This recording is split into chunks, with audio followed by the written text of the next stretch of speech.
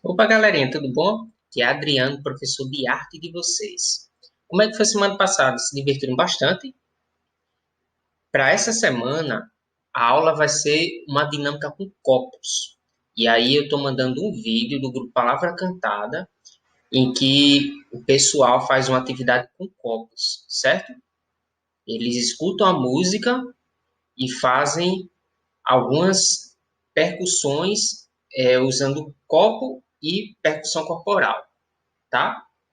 Então, a atividade será assistir o vídeo com cuidado e tentar fazer um trecho da musiquinha que eles cantam, certo? Com um copinho, beleza? Então, chama a mamãe e papai para ajudar, porque é uma atividade que precisa de ajuda, viu? Então, chama a mamãe e papai e aí vocês gravam um vídeo e manda para a tio ver, certo? Para ver como é que ficou. Então, até mais, abraço. Espero ansiosamente os vídeos, viu? Tchau!